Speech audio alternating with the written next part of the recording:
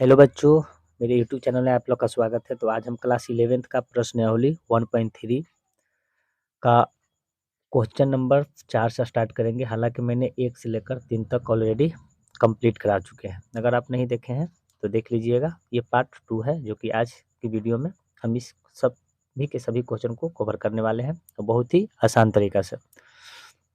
Question number 4 है जो कि क्या कह रहा है वो भी पढ़ना जरूरी है बच्चों। देखिए, कह रहा है क्वेश्चन, निम्नलिखित समुच्चयों के सभी उप समुच्चय लिखना है। हमें सभी उप समुच्चय को हमें लिखना है।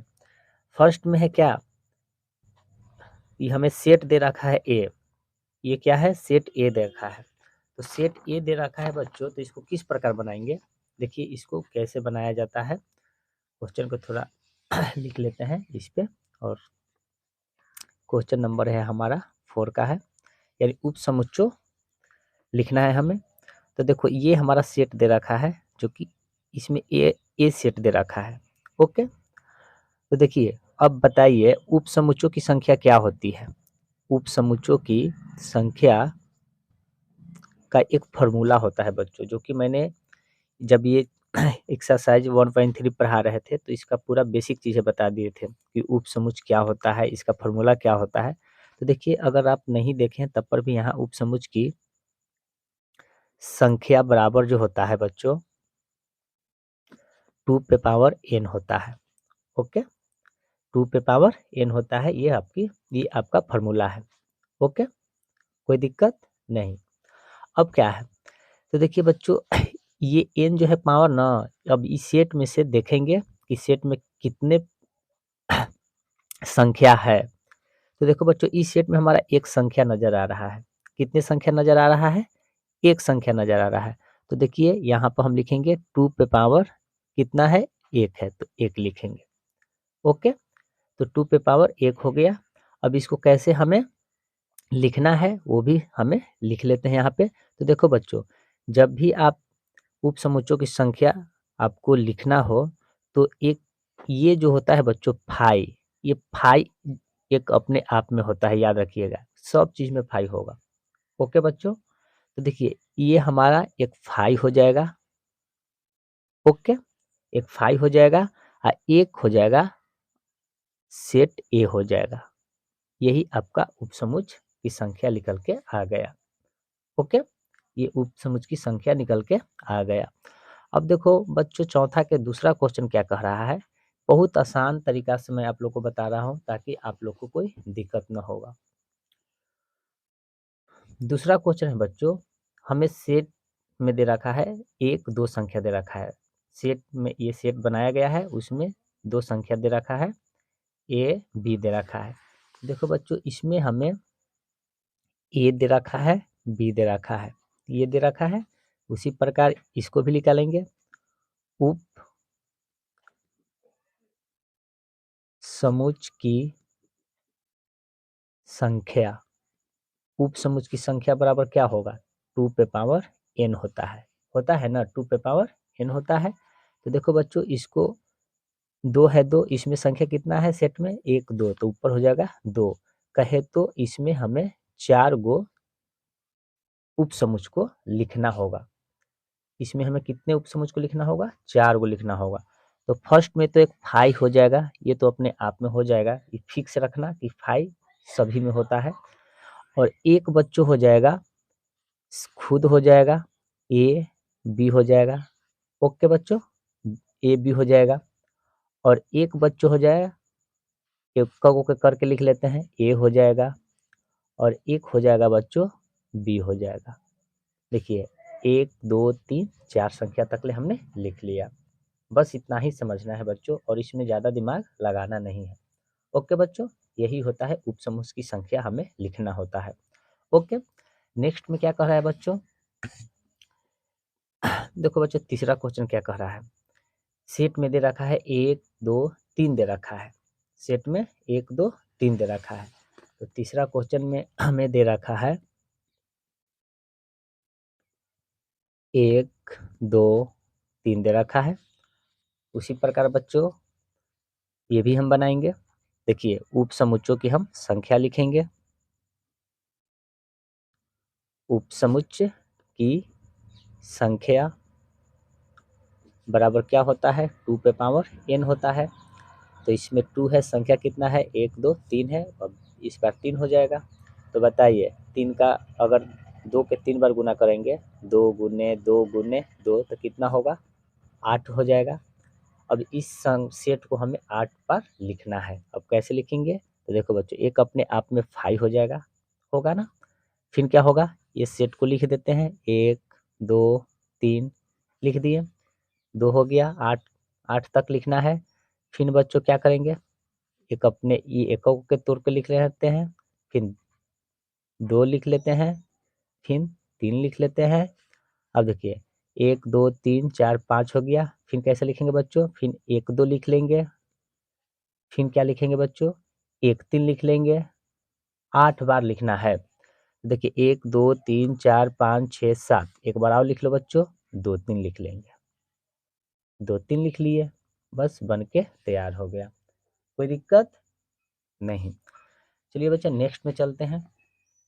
नेक्स्ट क्वेश्चन क्या कह रहा है, देखिए बच्चों 5 नंबर क्वेश्चन कह रहा है कि पीए के कितने अवयव है यदि ए इक्वल टू 5 है। क्वेश्चन मार्क डाल दिया है। पीए का मतलब क्या होता है, पावर सेट होता है।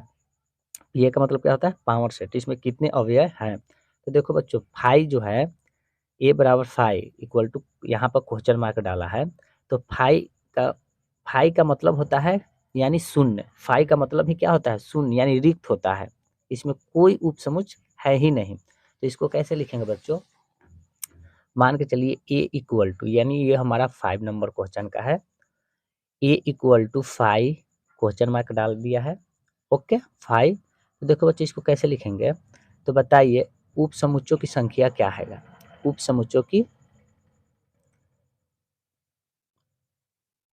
उपसमुच्चय की संख्या बराबर क्या होता है, 2 पे पावर n होता है।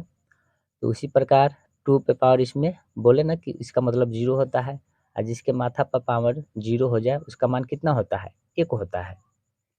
जिसके माथा पर पावर, जिस संख्या के माथा पर पावर 0 हो जाए, यानी ऊपर पावर 0 हो जाए, उसका मान कितना होता है, 1 होता है। ओके बच्चों, तो इसी चीज को हमें दर्शाना था, पीए में इक्वल टू क्या हो जाएगा, 1 हो जाएगा। कोई दिक्कत, कोई परेशानी नहीं है, यही चीज ऐसे ही बनाया जाता है इसे। ओके, बहुत ही आसान था। नेक्स्ट में बच्चों चलते हैं क्या, नेक्स्ट में देखो बच्चों यहाँ पर 6 नंबर क्वेश्चन है कि निम्नलिखित को अंतराल रूप में लिखिए। पहले तो मैं आप लोग को ये बता देता हूँ कि ये चिन्ह को हम क्या कहते हैं, ये चिन्ह को क्या कहते हैं, ये सभी चीज जानना जरूरी है। देखो बच्चों ये चिन्ह जो होता है, इसका सिंबल ये होता है, ये कोष्ठ होता है, ये वाला लकीर होता है। ओके बच्चों, अगर आपको ऐसे दे देगा ये चिन्ह, ऐसे चिन्ह दे देगा, ऐसे दे देगा, तो इसका मतलब क्या होता है, ये वाला चिन्ह होता है। बस इतना ही हमें ध्यान देना है। ओके, तो ये चिन्ह को ई कोष्ठ में करते हैं, और ये चिन्ह को नीचे पाई खींच के ये वाला चिन्ह में कन्वर्ट करते हैं। तो यही चीज पे हमें ध्यान देना है। ओके, अब देखो बच्चों यहाँ पर क्या है, एक्स उपसमुच्चय आर, तो -4। ओके, यहाँ पर क्या है, ये वाला कोष्ठ है एक्स, फिर ये वाला कोष्ठ आपको दे रखा है। तो इसको कैसे लिखेंगे बच्चों, तो इसको देखो बच्चों ऐसे लिखेंगे, बताइए ये -4 है, तो -4 लिख दिए।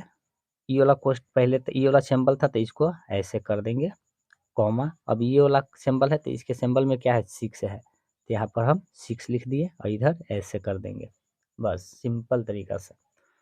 फिर क्या है बच्चों, ये हमारा 1 नंबर क्वेश्चन था।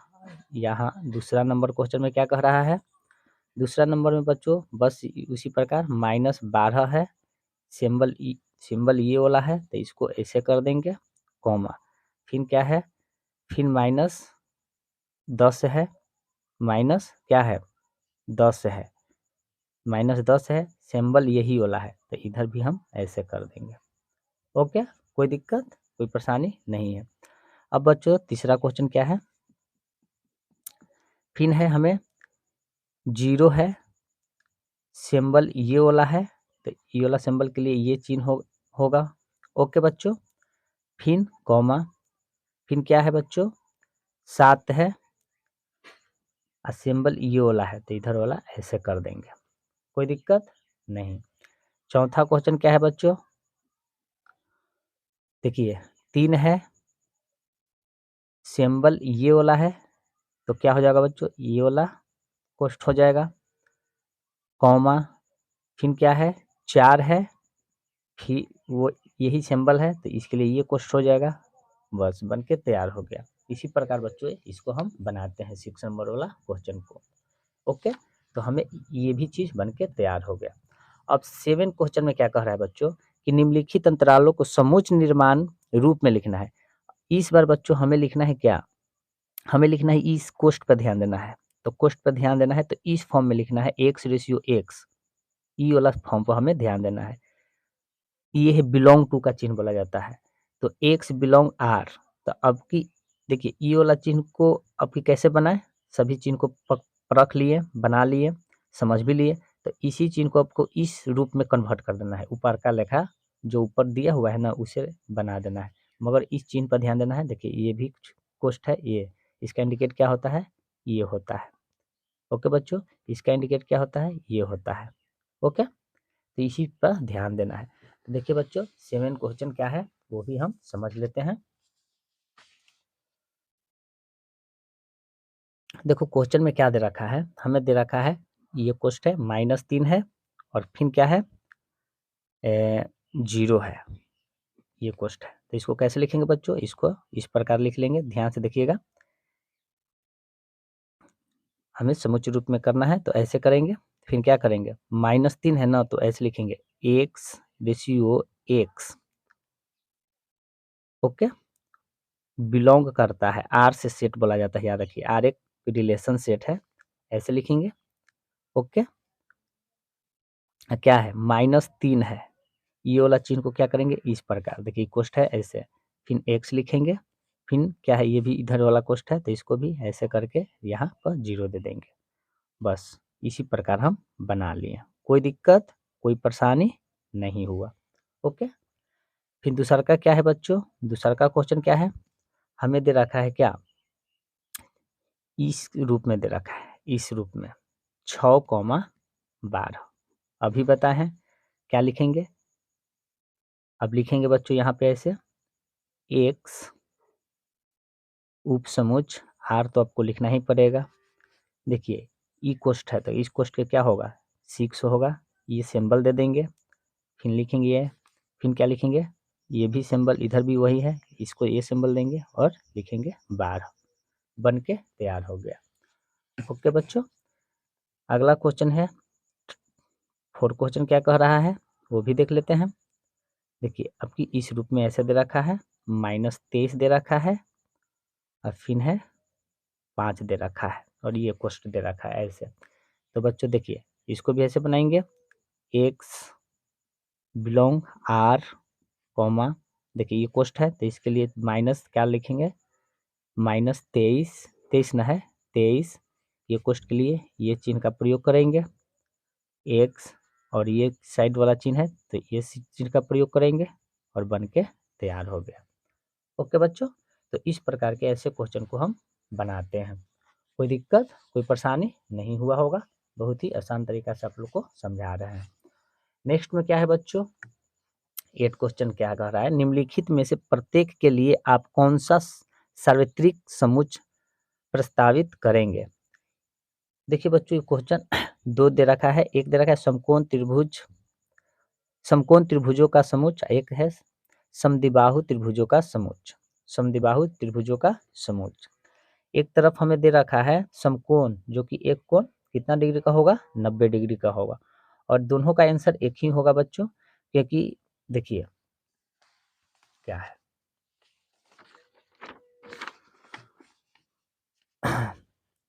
8 क्वेश्चन है, एक दिन समकोण त्रिभुज, ये हमारा समकोण त्रिभुज है बच्चों, ये हमारा समकोण त्रिभुज है जो कि आपको बता दिया गया है कि समकोण जो एक कोण 90 डिग्री का होता है, और एक दिन है दे है हमारा क्या है समद्विबाहु, इस प्रकार का त्रिभुज। तो ये समद्विबाहु कोई भी त्रिभुज, देखिए ये में कोई भी त्रिभुज आ जाएगा, समबाहु त्रिभुज, विषमबाहु त्रिभुज, कोई भी समकोण त्रिभुज, कोई भी त्रिभुज इस त्रिभुज में हमें आ जाएगा।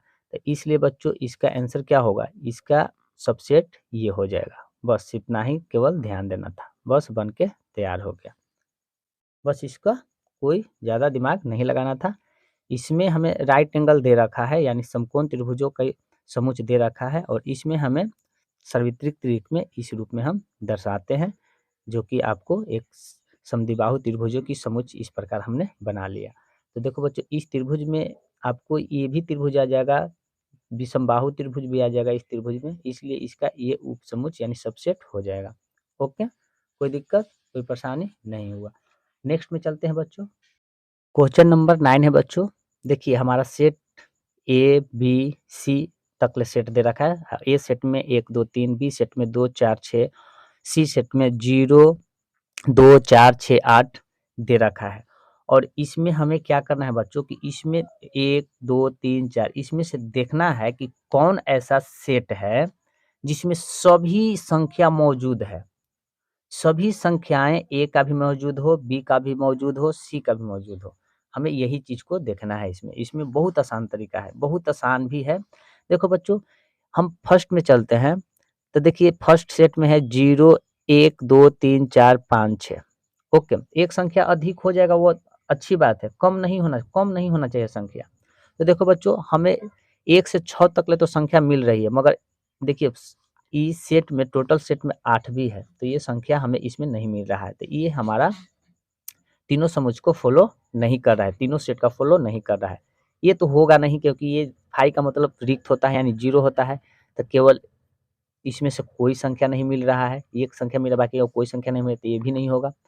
अब देखो बच्चों, तीसरा में देखिए 0 है, 0 भी मिल रहा है, 1 है, 1 भी मिल रहा है, 2 है, 2 भी मिल रहा है, देखिए 2 भी मिल रहा है, यहाँ भी 2 मिल रहा है, देखिए 3 है। याद रखिएगा, जब भी 2 सभी में रहे तो एक ही बार लिखा जाता है, हमें केवल मिलाने के लिए होता है कि सब संख्या मिल रहा है कि नहीं मिल रहा है। 3 है, 3 मिल रहा है, 4 है, 4 मिल रहा है, 5 है, 5 भी मिल रहा है, 6 है, 6 भी मिल रहा है, 7 है, 7 भी मिल रहा है। देखिए 7 7 कहाँ है, तो 7 7 होगा। देखिए 7 क्यों होगा, क्योंकि बच्चों देखिए 7 यहाँ पे दे रखा है, अभी बताया ना कि हो संख्या अधिक हो सकता है, वो अच्छी बात है, तो उस संख्या को हम लिख देंगे। 9 भी है, 8 भी है, या 10 भी है, तो संख्या अधिक हो जाए वो कोई बात नहीं, मगर संख्या इसमें से कोई ऐसा ना हो कि ना मिले, वो गलत बात है, ठीक ना। तो इसमें से हमें सभी संख्याओं को फॉलो कर रहा है।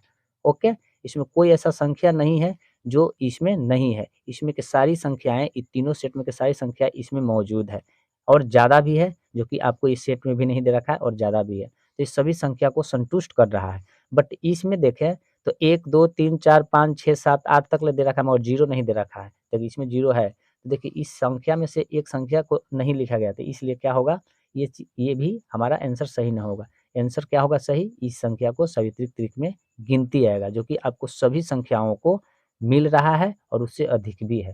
तो इसलिए बच्चों 3 जो हो जाएगा आपका सही हो जाएगा। ओके, तो बच्चों आज की क्लास हम यहीं पे समाप्त करते हैं। 1.3 को ऑलरेडी सब चीज़ सब समझिए कि कंप्लीट करा चुके हैं। 1 पॉइंट प्रश्न वाली 3 में 1 से लेकर 9 तक में था, तो ऑल कंप्लीट करा चुके हैं। अगर आपको डाउट लगे तो 1 से 2 बार देख लीजिएगा, कोई दिक्कत वाली बात नहीं है, कोई पैसा लगने वाली बात नहीं है। तो बच्चों वीडियो अगर अच्छा लगा हो तो लाइक, सब्सक्राइब एंड शेयर ज़रूर करें, और अपने दोस्तों के साथ अधिक से अधिक शेयर करें। जय हिंद।